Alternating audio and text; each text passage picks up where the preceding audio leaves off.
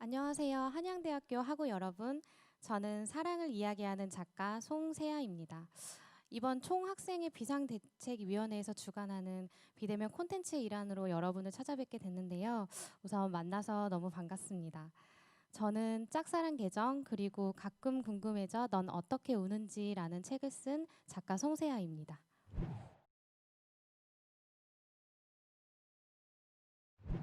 네, 저는 현재 에세이를 쓴 작가고요.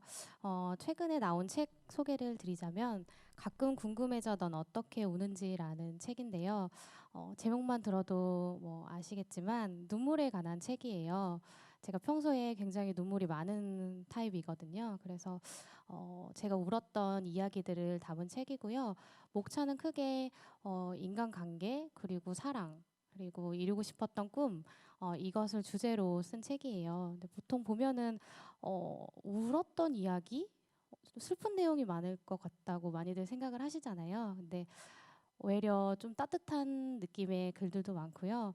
가끔은 좀 위트 있는 글들도 있어요. 그래서 읽으시면서 좀 즐겁게 읽으실 수 있는 책입니다.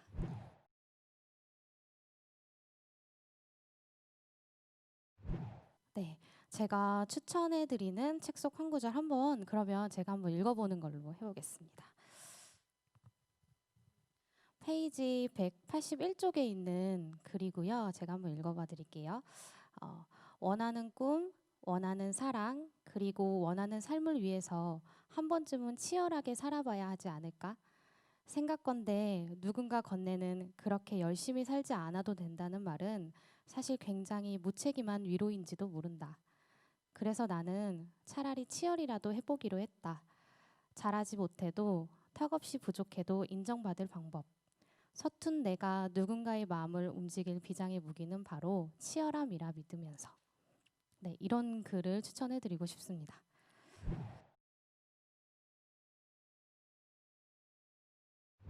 네, 요즘에 뭐 SNS 문구 아니면 책의 트렌드, 뭐 제목이나 이런 것들이 굉장히 좀 열심히 안 해도 돼, 대충대충 살아, 뭐 이런 이야기들이 굉장히 많은 것 같아요. 요즘 트렌드로.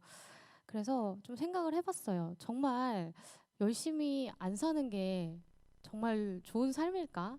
이런 고민을 좀 해봤는데, 물론 당장은 그렇게 살아야 마음이 편하겠죠.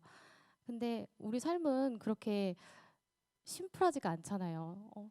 너무 많은 것들을 이행해야 하고, 그럴 때 그것들을 모두 다 열심히 하지 않으면 어떻게 보면 삶이 굉장히 피폐해질 수 있다고 저는 생각을 하거든요.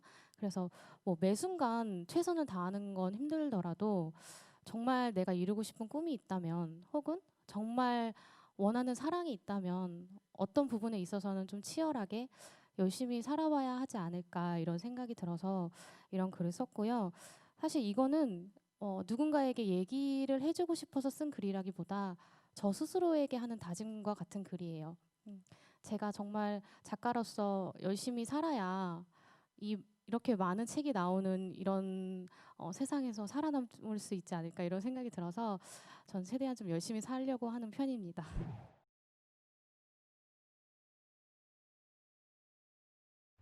네. 사실 저는 원래 뭐 모든 작가님들이 그렇겠지만 작가가 꿈도 아니었고요. 작가가 아니었어요. 저는 그냥 증권회사 다니는 여직원이었거든요. 근데 대신에 짝사랑을 굉장히 좋아하는 평범한 여직원이었어요. 그래서 그냥 뭐 누군가를 몰래 좋아하는 것도 좋아했고, 그리고 연애를 해도 저는 항상 제가 더 많이 좋아했거든요. 그래서 그냥 짝사랑을 늘 일상으로 생각하는 그런 그냥 평범한 한 여자였는데 어느 날 제가 북토크를 가게 됐어요. 어떤 작가님의 북토크를. 근데 그 작가님께서 그런 말씀을 하시더라고요. 글 쓰는 일이 착즙기로 본인을 이렇게 가는 것처럼 너무너무 힘든 일이다. 이런 얘기를 하는데 머리가 이렇게 띵한 거예요.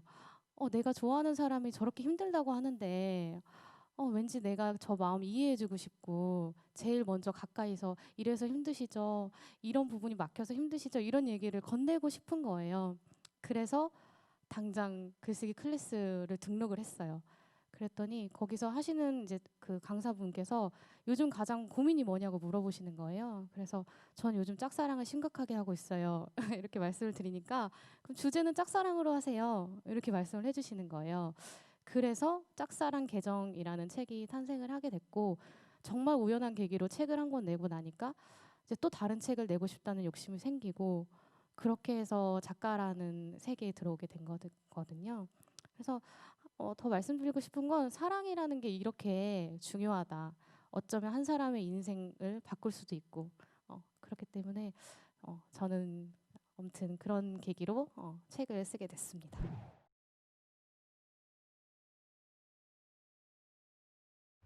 네, 지금 12월 중순쯤에 소설집이 나올 예정이에요. 제가 또 에세이를 계속 지금 쓰고 있는데 소설은 처음 도전하는 거거든요. 네, 이 소설은 저 혼자 쓴 소설은 아니고요. 5명의 작가가 하나의 서사를 이어서 릴레이로 쓰는 소설이에요. 그래서 굉장히 읽으시는 분들이 독특하다고 많이 느끼실 수 있어요. 왜냐하면 5명이 릴레이로 이어서 쓰기 때문에 그 작가들마다 문체가 다 다르거든요. 그래서 똑같은 이야기를 이 사람은 이런 식으로 풀어내고 이 사람은 이런 식으로 풀어내는구나. 그래서 글 쓰고 싶어 하시는 분들한테는 좀 공부가 될 수도 있고요. 도움이 될 수도 있을 것 같아요. 네. 그래서 굉장히 재밌게 읽으실 수 있는 책이고 장르를 조금 제가 스포일러 하자면 이 장르는 판타지 로맨스 소설이에요. 그래서 굉장히 읽으면서 이렇게 내용이 전개된다고? 이게 말이 돼? 이런 내용인데 읽다 보면 굉장히 좀 흥미진진하고 재밌는 책입니다. 네, 기대 많이 해주세요. 제가 지금 이렇게 책에 대한 이야기를 쭉 나눠봤는데요. 제가 오늘 이 자리에 온 이유는 책에 대한 이야기도 있지만 그거 외에도 여러분들이 평소에 어떤 고민을 안고 사는지 그런 거에 대해서 한번 같이 이야기를 나눠보려고 이 자리에 왔어요. 그래서 여러분의 뭐 사랑, 이별, 꿈, 인간관계, 다양한 이야기들 그동안 어디서 얘기하지 못했던 그런 이야기들 오늘 함께 이야기 나눠보는 시간이 되었으면 좋겠고요. 좀 힐링할 수 있는 시간이 되었으면 좋겠습니다.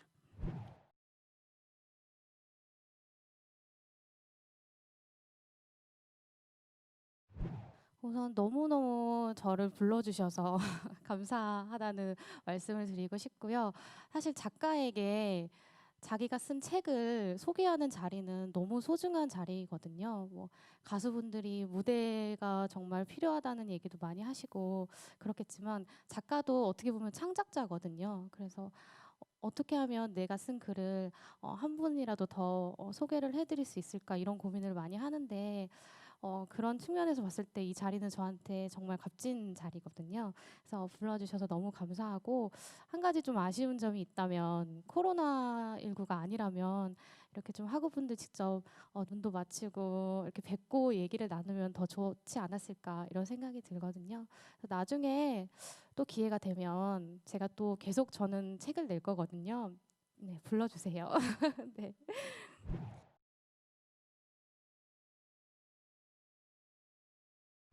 네. 처음에 이제 작가가 되고 책을 한 권 내고 작가 소개라는 글을 써야 돼요. 근데 이게 뭐 제가 직접 3인칭이 돼서 이 작가는 이런 사람입니다라고 글을 써야 하는데 어떤 문장으로 시작해야 될지가 굉장히 고민이 되더라고요. 그래서 고민을 했어요. 저라는 사람은 어떤 사람일까? 어떤 단어를 가장 좋아하는 사람일까? 이런 고민을 했는데 저는 사랑이라는 단어를 굉장히 좋아하는 사람이더라고요. 그래서 사랑을 중요하게 생각하는 사람이지라고 생각을 했고 좀 더 깊게 들어가 봤어요. 그러면 나는 왜 사랑을 이렇게 좋아할까?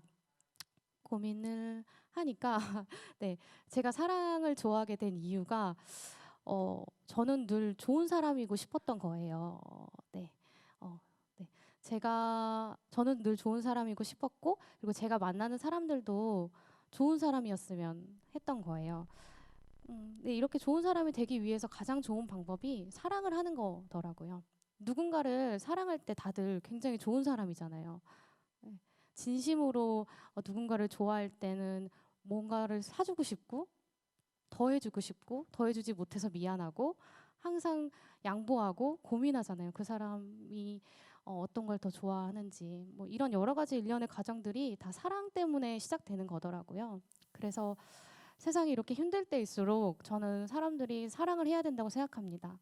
예, 뭐 학업도 중요하고 취업도 중요하고 하지만 저는 사랑을 해야 된다고 생각을 하고 그래야지만 좀 더 좋은 사람들이 넘쳐날 수 있다고 그렇게 생각을 해서 사랑이 가장 중요한 사람이라는 글을 적어 보았습니다.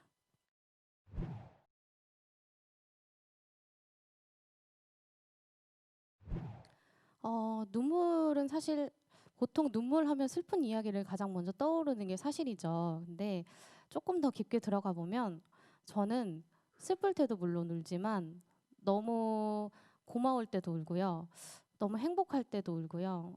너무 화날 때, 웃길 때, 진짜 정말 모든 감정에서 약간 눈물이 동반한다는 생각이 들더라고요.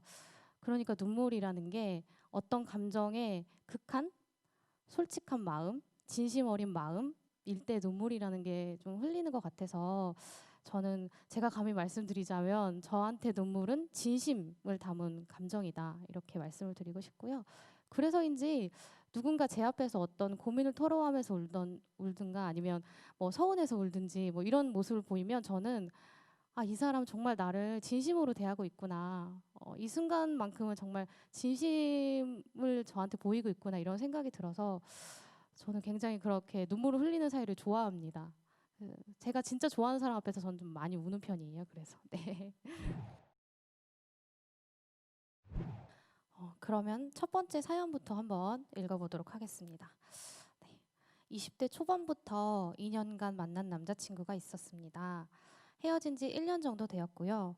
서로 좋은 감정으로 헤어졌는데 1년이 지난 지금 얼마 전에 친구들이랑 술자리에서 다시 연락이 왔어요. 잘 지내? 라고. 학교 잘 다니고 있냐고 물어보더라고요. 그러다가 조금씩 다시 연락을 이어가게 되었어요.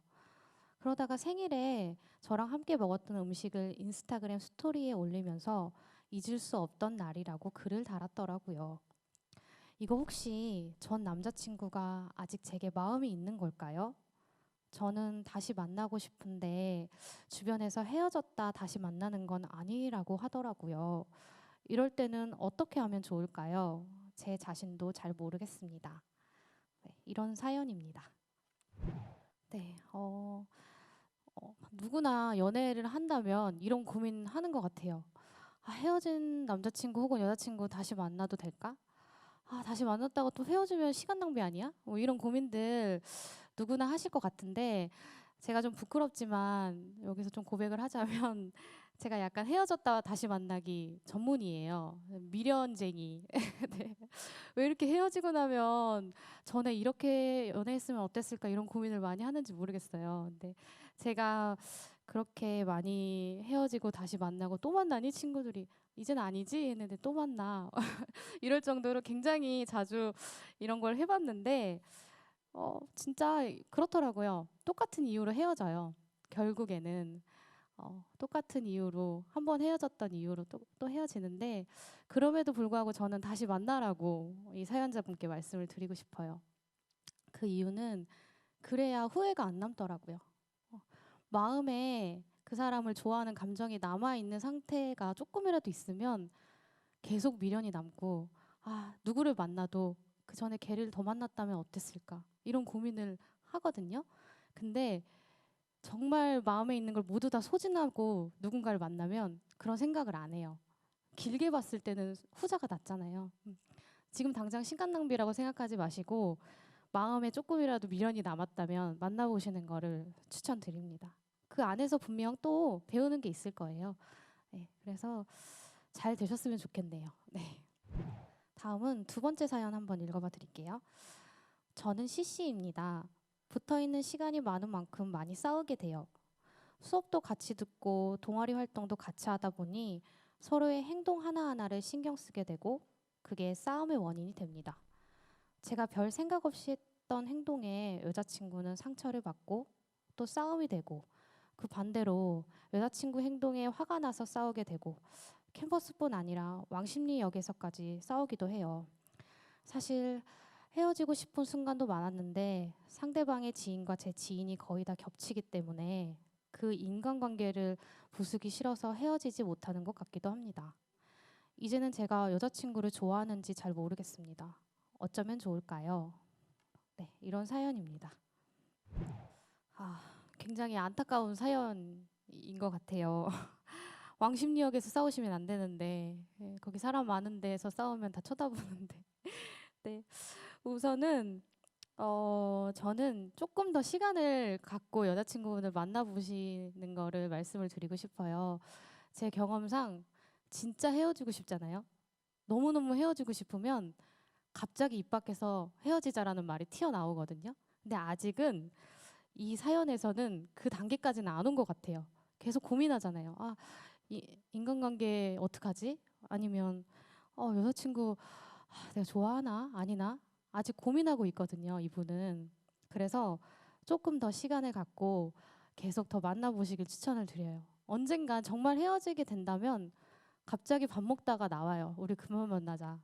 그때가 둘 사이에 어떻게 보면 인연이 끝이기 때문에 아직까지 남아있는 인연을 충분히 더 만나보시기를 저는 추천드리고 처음에도 말씀했다시피 왕십리역에선 싸우지 마세요. 네. 사람들이 많이 쳐다보고 그럼 부끄럽잖아요. 네. 최대한 좀 어디 이렇게 좀 조용한 데 가서 다투시는 거를 좀 추천드리고요. 네. 그렇습니다. 아직은 더 만나보시기를 추천드립니다. 계속해서 그러면 세 번째 사연 한번 읽어보겠습니다. 저는 여행을 좋아합니다. 코로나19 전에 친한 친구와 일본으로 여행을 다녀왔는데 친구와 저의 여행 스타일이 너무 달라서 크게 싸웠던 경험이 있습니다. 평소 저는 여행을 가면 그곳의 명소나 관광지를 많이 돌아보는 아웃도어파, 친구는 맛있는 음식을 포장해 와서 호텔에서 호캉스를 즐기는 인도어파였습니다. 친한 친구와 상반된 여행 스타일은 즐거움으로 가득할 것 같던 여행을 망가뜨렸습니다. 비행기에서 결국 친구와 저는 한마디도 하지 않고 지금까지 어색한 관계로 지내고 있습니다. 그럼에도 저는 이 친구와의 관계를 부수고 싶지 않습니다. 작가님, 저는 어떻게 하면 다시 이 관계를 여행 이전의 관계로 되돌릴 수 있을까요? 네, 이런 사연이에요. 네, 여행이라는 게 그런 것 같아요. 여행을 가봐야 그 사람을 진짜 알 수 있다고 하잖아요. 저도 이런 경험이 있어요. 한 20년 정도 알던 친구였는데 여행을 같이 간 거예요. 저는 이 친구가 표정만 바뀌어도 어떤 생각을 하는지 다 알 정도로 이 친구를 정말 잘 안다고 생각을 했거든요. 근데 막상 여행을 가니까 그렇지가 않더라고요. 왜 갑자기 말을 안 하는지. 아니 조금 맛있는 음식점에 줄이 길면 저 같은 경우에는 그 옆에 가서 먹는 편인데 왜 한 3시간을 기다려야 하는지. 그러니까 사소한 것도 굉장히 많이 부딪히더라고요. 그래서 저도 이 사연자분과 마찬가지로 다퉜어요. 다투고 집에 왔는데 너무 속상한 거예요. 20년 동안 친하게 지냈던 친구였는데 우정 여행을 가서 다투고 오니 얼마나 속상하겠어요. 그래서 만났어요. 만나자, 우리 만나자 이렇게 만나가지고 얘기를 했어요. 나는 이런 부분들이 섭섭했어. 그리고 뭐 너한테 이런 부분들은 미안했어. 이런 얘기를 좀 허심탄회하게 했던 것 같아요. 그랬더니 그 친구도 이제 비슷한 얘기를 했겠죠. 뭐 나는 그래도 좀 기다렸다가 맛있는 걸 먹고 싶었는데 너가 옆에 있는 그냥 음식점에서 먹자고 하니까 난 그게 굉장히 이해가 안 가고 그랬지만 뭐 이런 얘기를 하면서 풀었어요. 풀었는데 물론 그런다고 해서 예전의 관계로 다시 돌아가는 거는 사실 어려워요. 왜냐면 한 번 우정에 금이 갔기 때문에 대신에 다시 이제 관계를 정립하면 돼요. 만약에 그 친구도 이 사연자만큼이나 우정을 중요하게 생각하고 관계를 중요하게 생각하는 친구였다면 아마 노력할 거예요. 다시 더 좋은 관계를 정립하기 위해서 노력을 할 거니까 다시 그때부터 다시 시작하면 돼요. 대신에 여행은 같이 안 가시길 추천드립니다. 저는 그렇게 생각해요. 친구가 꼭 한 친구랑 모든 걸 다 하려고 할 필요가 없다고 생각해요. 이 친구랑은 술 친구 하면 되고요. 술을 좋아하고 코드가 맞으니까요. 이 친구랑은 남자 얘기 하면 되고요. 이 친구랑은 쇼핑 가면 되고요. 이 친구랑은 뭐 책 얘기 하면 되고요. 이렇게 좀 인간관계를 이렇게 좀 선택적으로 하는 게 더 좋은 것 같아요. 사이가 더 좋아지기도 하고. 그래서 관계 정립은 다시 하되 여행은 가지 않는 걸로 예, 이렇게 정리하면 좋을 것 같습니다. 네, 그러면 마지막 사연 한번 읽어볼게요. 어떻게든 점수만 맞춰서 대학에 오면 제가 하고 싶은 것에 집중하면서 원하는 삶을 살 수 있을 것 같았습니다. 그러나 막상 오니 복잡한 인간관계와 많은 과제, 장학금을 받기 위한 학점 확보 등 제 눈앞에 당장 놓인 문제들로 하루하루 지치는 것 같아요. 결과적으로 제 꿈보다는 취업이 중심이 되는 것 같아요. 하루하루가 그냥 흘러가는 것 같습니다. 학년이 올라가니 취업에 대한 걱정은 더욱 깊어만 갑니다. 졸업 후 저는 무엇을 해야 할까요? 아니, 무엇을 할 수 있을까요? 삶의 목표와 꿈, 동기가 부족한 시점인 것 같습니다. 노력해서 열심히 하고자 마음을 다 잡아도 이내 지쳐서 번아웃 상태가 되는 것이 요즘입니다. 작가님, 앞으로 저는 무엇을 해야 할까요? 아니, 무엇을 할 수 있을까요? 미래가 두렵고 불안하기만 합니다. 네, 이런 사연이에요. 네, 저는 우선 이 사연자분께 박수를 쳐드리고 싶어요. 왜냐면 저도 이런 똑같은 생각을 했는데 저는 29살에 했거든요. 제 얘기를 조금 해드리면 저는 경제학과를 전공을 했어요.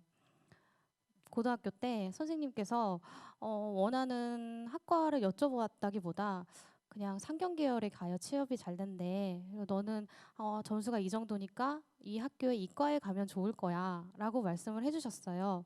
저는 그때 너무 어렸기 때문에 제가 뭘 좋아하는지 뭘 잘하는지도 몰랐죠. 그러니까 어른들이 이렇게 얘기하니까 이게 맞는 거구나. 그리고 경제학과에 입학을 했죠.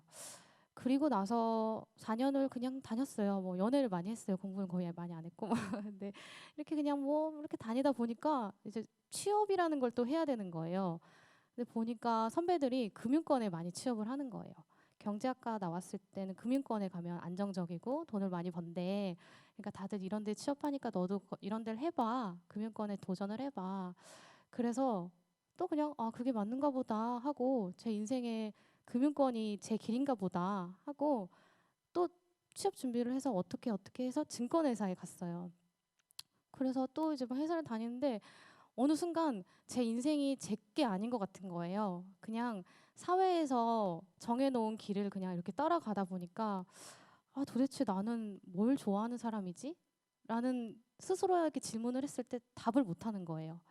이건 아니다라는 생각을 했을 때가 벌써 29, 30. 그러니까 10년을 그냥 이렇게 지나간 거예요. 근데 이 사연자분은 최소한 저보다 한 5년은 더 빨리 이런 생각을 하신 거잖아요. 그래서 이런 거 너무 이런 고민을 하셨다는 것 자체에 대해서 너무 박수를 쳐드리고 싶고 일단은 제일 중요한 건 뭘 좋아하는지 본인이 뭘 좋아하는지를 알아야 돼요. 근데 쉽지가 않죠. 취업도 해야 되고 과제도 해야 되고 하는데 내가 뭘 좋아하는지 어떻게 알까? 그리고 친구들은 턱턱 대기업에 막 취업을 해요.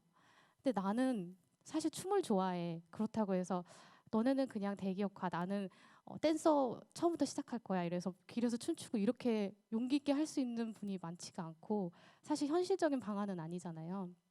그래서 제가 말씀드리고 싶은 건 일단 남들처럼 친구들처럼 취업 준비 열심히 하고 원하는 회사, 좋은 회사 일단 들어가세요. 들어가면서 틈틈이 시간이 날 때마다 취미 활동을 가지셨으면 좋겠어요. 하나만이라도. 그러면서 회사 다니면서 취미 활동도 하는 거예요. 시간 날 때마다. 그럼 어느 순간 취미가 내 능력이 될 때가 올 거예요. 이제는 이 취미가 전문성이 있게끔 좀 어느 정도 내가 이 위치에 올라왔네? 할 때쯤에 한 번 더 고민해 보셨으면 좋겠어요. 그게 뭐 30이 될 수도 있고 40이 될 수도 있고 그렇겠죠. 그때쯤에 다시 한번 나의 잡에 대해서 앞으로 내가 어떤 일을 하고 하면서 살아갈지에 대해서 한 번 더 고민해도 늦지 않다고 생각을 하거든요. 지금 당장 가슴 뛰는 일 해서 성공하면 너무 좋겠지만 진짜 가슴만 뛰고 끝날 수도 있잖아요. 그러니까 현실적으로 내린 대안은 이거예요. 취미 활동 열심히 하시고 시간 나실 때마다 많이 도전해 보세요. 클래스도 들어보고 어디 가서 뭐 공연도 봐보고 그림도 그려보고 여러 가지 하시다 보면은 좋아하는 걸 찾으실 수 있으실 것 같고 그게 곧 꿈이 되고 어, 뭐 삶의 목표가 되고 그렇게 되지 않을까 싶어요. 네. 네, 감사합니다.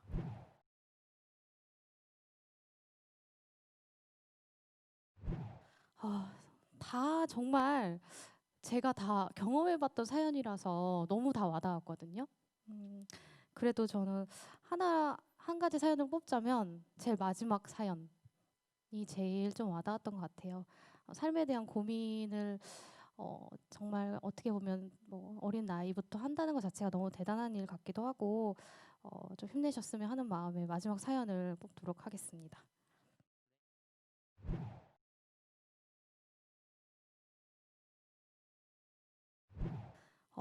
지금 코로나19로 인해서 정말 많이 답답한 한 해를 보내고 계실 것 같아요.